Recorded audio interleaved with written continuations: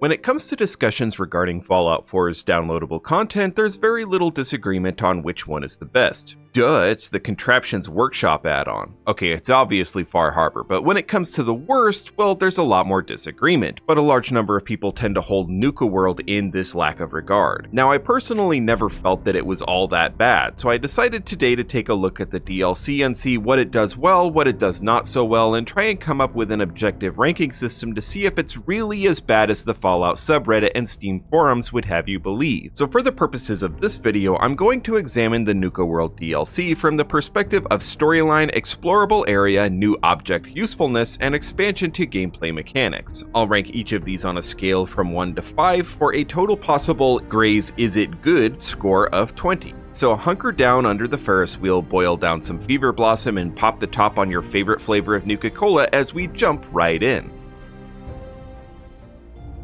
If you don't want spoilers, well, your feelings are none of my concern and you're probably an idiot for watching this far, but just in case you're the type to whine about it in the comments, there's a timestamp you can jump to avoid them. Most of them anyway. Are the pansies gone yet? Sweet. The Nukaworld DLC starts out pretty averagely Fallout 4. You listen to a radio message as soon as you reach the prerequisite character level, you wipe out yet another group of gunners, and you find a feller who's wounded and trying to get help for his family who he left in Nukaworld. How heartbreaking. Except even wastelanders born with a pewter spoon in their mouths can pretty easily eke out of him that he's working for a bunch of raiders and luring unsuspecting wasters into a trap. So we decide to go anyway, right into the trap. Okay, I'm starting to see why so many of you hate this DLC now. We make our way through a maze of booby traps, critter infestations, and radiation, all while the most annoying series of repeating quips over intentionally bad audio quality speakers blows out your eardrums, and yes, I'm even comparing it to the first few videos I uploaded. Finally, we find our way into a bumper car arena where a raider wearing a strangely unique variant of power armor is waiting for us. With the help of an unseen benefactor, we turn a rigged deathmatch into victory, and then discover that now,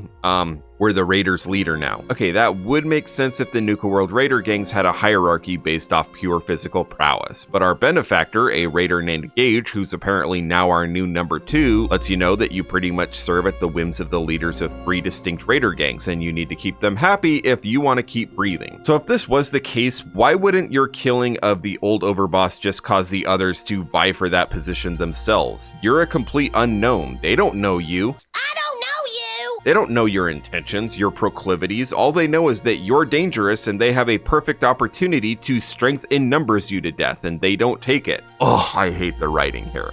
Wait, wasn't I planning on defending this DLC? Okay, so the rest of the DLC's premise is pretty straightforward. Overboss Coulter, your recently deceased predecessor, made a number of promises to the other gangs that he never kept. To keep them happy, you're expected to follow through with these promises by conquering the rest of the sub-parks within the Nukaworld complex and place one of the 3 unique raider gangs in charge of each of these parks. If you don't give enough territory to any of these gangs, then you risk them turning on you. There's a number of side attractions outside the parks, and there's a subplot and fairly engaging quest for clearing each of the parks. These can range from pretty interesting to infuriatingly long and far-reaching fetch quests that evoke memories of Skyrim's Stones of Baron Zaya quest. After you've conquered each of the parks, you're put in touch with a handler of sorts who starts giving you Radiant quests to, get this, go back to the Commonwealth and start unlocking settlements. It's Preston Garvey, another one.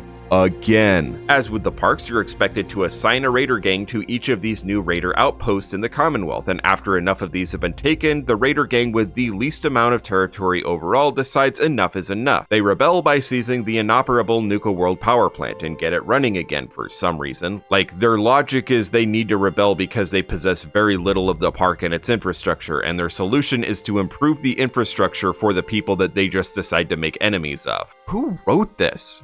As it turns out, this was the last item on your overboss to-do list, so you lead the gangs that are still loyal to you to the power plant, wipe out the rebels, and flip the light switch, and Nukaworld is now yours. Geez, where have we seen that before in Fallout 4? Other than this formulaically Fallout 4 main quest, there's a few other story elements that are added. Porter Gage, your Raider LT, is a companion character who's actually surprisingly deep and intelligent and a very interesting character. The 3 Raider gangs each have unique cultural identities with unique garbs, social norms, and faux pas. The operators are basically what I think the gunners were originally supposed to be, with a surprisingly strong sense of professionalism blended with bloodthirsty ruthlessness selfishness and desire for wealth that sets them apart from the rest. Basically, they're the only raider gang in all of Fallout that seem to have a sustainable mission and methodologies. The pack are a bunch of flamboyant, chaotic lunatics who value strength and cunning above all, but since everyone's always clamoring for the alpha position, well, let's say the chain of command is more of a tangled fishing net with some broken loops. The disciples are horrifyingly cruel, with their driving desire being violence for its own sake. They are sadists who live in a dark cave filled with the tortured and dismembered bodies of their victims, and as much as I would love to show you just how effed up in the head they are, YouTube will demonetize in a hot minute, so you'll just have to take my word for it. So depending on the character that you're role-playing, there's going to be a gang that aligns with your soul survivor's desires: sadism, chaos, or pragmatism. Then there's the optional quest that's pretty much given to you as soon as you exit the Kolokar's arena, and that is just wipe out the gangs. Cut off the head and the serpent dies type of thing. It's a tough mission. The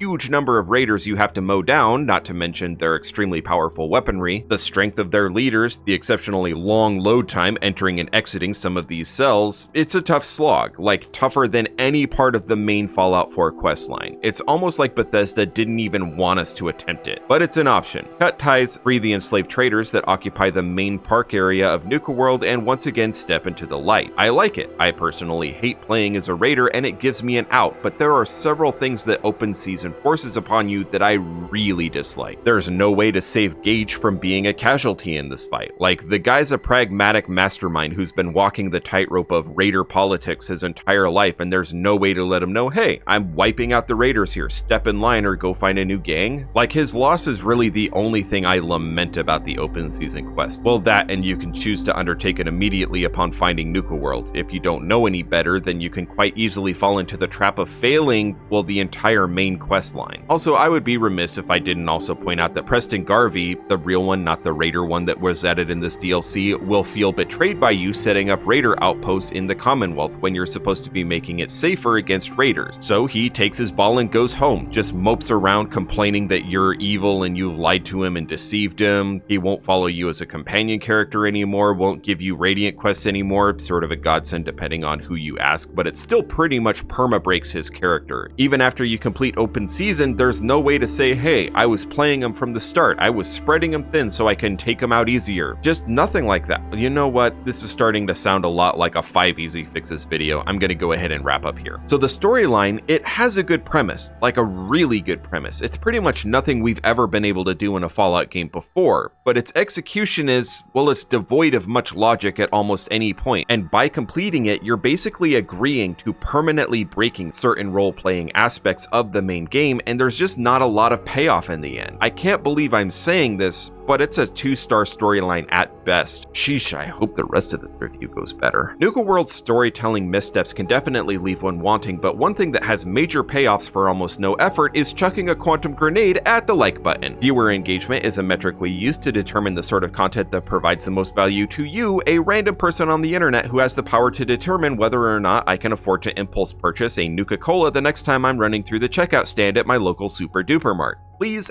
thank you, and now on with the video.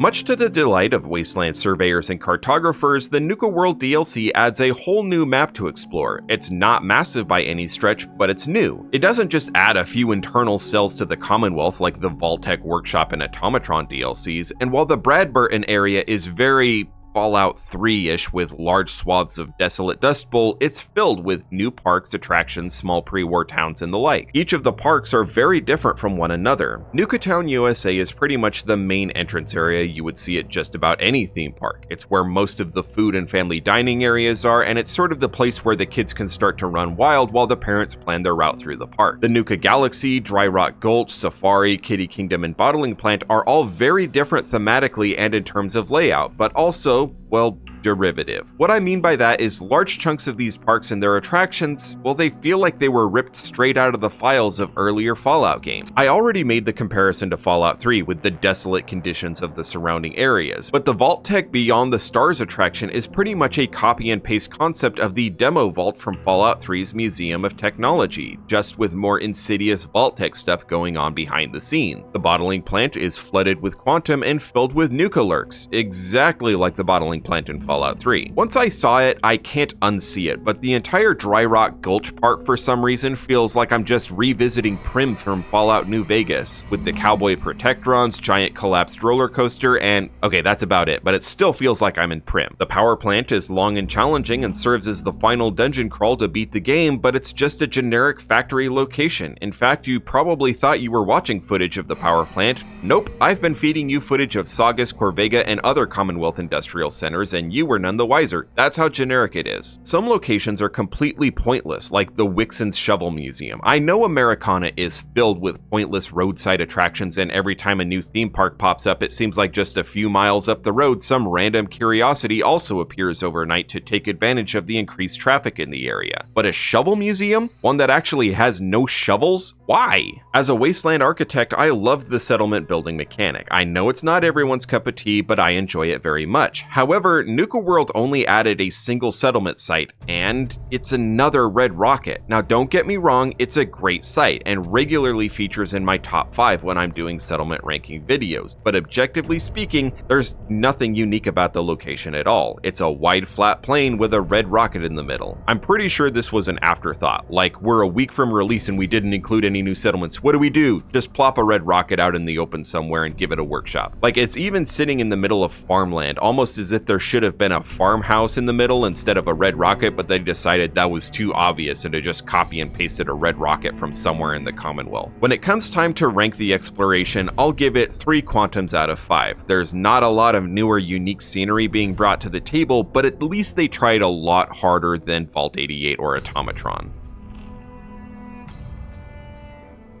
So this part is admittedly somewhat subjective based on how you like to play and such. I personally prefer stealth sniper builds. It creates some boring combat footage for B-roll, but I find the gameplay quite satisfying. The handmade rifle, essentially a backwards AK-47, is a hard-hitting powerhouse that is second to none for that build type. And while the ammo is typically only found on dead NW raiders in the Commonwealth, it can be bought in the NW market in large enough amounts that you don't usually have to worry about running out of it too quickly, unless you're a spray and pray run and gun type character, in which case I feel bad for you, son, you got 99 gator claws and an empty gun. The park is packed with suits of power armor, many of which spawn with EXA 1 parts or even complete suits of it, but there's also a unique suit of Nuka-Cola T51, which is actually unique, unlike the Vim suits from Far Harbor, which are just paint jobs on standard pieces. And there's also the Quantum XO1, the best armor in the entire vanilla game, and Overboss Coulter's unique suit of Raider power armor as well. Some of the parks are filled with new outfits, like the Western wear found at Dry Rock Gulch or the spacesuits scattered around Nuka Galaxy. Each of the raider gangs has their own uniforms and armor, and all of these are, well, they're all pretty, well, meh, but they do add some unique flavor to the mix for those who are more interested in aesthetics than protection. Raider outposts get access to whole new categories of settlement objects, so for people getting bored with the settlement building, there's a way to change things up, at least until you start open season, then you lose it all over again. Of course, there are tons of new plants and critters whose meat can be incorporated into new savory meal options. All things considered, I think I'm fairly safe in ranking these new objects and their utility as 5 Brad Burtons out of 5. I've already mentioned pretty much all of the ways that gameplay is expanded upon by the NW DLC. You can build raider outposts in the Commonwealth, which generate revenue for you, and raider happiness is achieved very differently from the traditional settler happiness system. The objects can augment your playstyle under the right conditions, and there's a lot out there that can help you out. But beyond that, well, I already said it breaks the Minutemen questline almost irrevocably. There's really no way to accommodate role-playing, which many in the comments will say is a running theme in Fallout 4, and even if you decided you're sick of looking at open seasons sitting in your quest log and do it just so it goes away, all those raider outposts you've built are now hostile. They don't make you any money anymore, and you can't build settlements containing the majority of the new raider objects any longer, which is actually a bit of a bummer because I think having an actual chem manufactory and an alcohol still would actually kind of be useful for a post-apocalyptic settlement. Its haphazard construction means that in reality this DLC has no lasting bearing on Fallout 4's story at all, which I suppose is the point of most DLC. It's optional, something that players aren't obligated to purchase if they want to experience the whole Fallout 4 experience. I'm not mad about the lack of lasting consequence. I'm mad that poorly negotiating the DLC can completely ruin your playthrough, either because it's your first time and you didn't know any better, or because you are experienced and you're just intentionally trying to screw up the game as much as possible. I'm gonna have to give it 2 Todd Howards out of 5 on account of the mechanic. So for those of you not keeping score, we've earned 2 points for storyline, 3 points for explorable area, 5 points for object usefulness, and another 2 points for expansion to mechanics, resulting in a Gray's Is It Good score of 12 out of 20. I'll be honest, it's a lot worse than I was hoping for, but way better than expected. For all the hate that the NW DLC garners, it's actually not all that bad so long as you know how to use it properly. If you know open season blocks you out of most of the new content and quests, you can just ignore it until you've done all there is to do, or just permanently leave it in your quest log. If you never go to the Museum of Freedom after exiting Vault 111 until after you've completed open season, then your history as a raider will still be addressed, but Preston will give you the benefit of the doubt, believing that you're trying to turn over a new leaf, and the Minutemen and Preston's companion questline more or less can progress exactly as intended. If you think about it, Fallout games actually do this a lot. Give you branching stories with different consequences for taking certain actions in the wrong order. But ironically, the fact that Bethesda actually gave us lasting and permanent consequences is actually what makes a lot of players mad. Lasting consequence, that thing that's missing from most of Fallout 4 that prompts so many people to claim Fallout 4 isn't even a real Fallout game. It's an almost satirically humorous double standard. On a more personal note, I will say that exploring this topic has given me a newfound appreciation for Nukaworld. No matter how derivative it is in places, how logic-bending player actions have to be in certain places to kick off or even continue the main quest, how frustrating it is to finally get a companion with a brain only to have to kill him because we aren't actually a raider at heart. I still enjoy Nukaworld for what it brings to the table, an expansive new exploration into aspects of the Fallout universe we've yet to explore, with devastating new weapons and a questline that forces moral ambiguity in a series which, at least in the Bethesda era, is usually pretty black and white. But now I'd love to hear from you. Was this ranking of the Nukaworld DLC too charitable? Too harsh? This is sort of a pilot episode, so if you'd like to see this series take off in other directions, definitely let me know other DLC or aspects of Fallout games you would like to see ranked and reviewed here. If you've noticed that I'm not posting as many videos lately, it's probably because I'm not. Some outside factors are preventing me from being able to work on content over the weekends. I'm also working on upgrading my studio, and I'm working on cleaning up some of my footage library, which should hopefully cut down on the editing time for future videos once that's all done. Once that's all done, I actually intend to start a fresh New Vegas playthrough, which will really open up the number and type of topics I can address in future videos since I have almost no footage recorded for that game. So stay tuned for that. If you're still listening, thanks for sticking around. It means a lot, and your support is what continues to motivate me to develop this channel creative and technically. Until next time, stay safe, and I hope to see you here next time on Gray Gaming.